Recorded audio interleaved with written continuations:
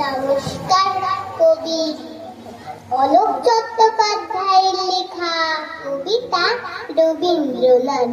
বাবার আছে বইয়ের পাহাড়, মায়ের শুধু গান, দিদির আছে নাচের নাটক, আবৃত্তিতেও টান।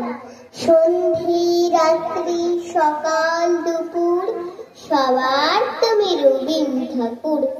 আমার কথা কেই বা শোনে, বলছি কথা নিজের মনে।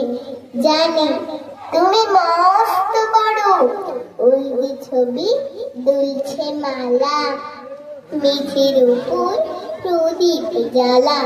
জন্মদিনে তোমায় বলি, ওই যে আমার বইয়ের থলি, ওরই মধ্যে সহজ পাঠ।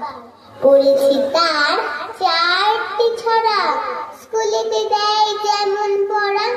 ছড়ার মধ্যে সেই যে লেখা, হারিয়ে পাওয়া আলো তীরে, নাচায় ডালে ফিরে ফিরে ঝুমকো ফুলের লতা।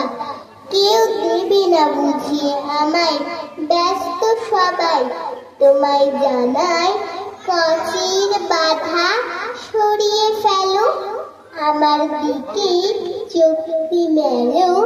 রবীন্দ্র ঠাকুর স্বপ্নে তুমি এসো, ঝুমকো লতায় আলোর নাচো, বুঝিয়ে দিও তোমার মতন।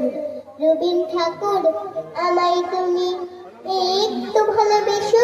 নমস্কার।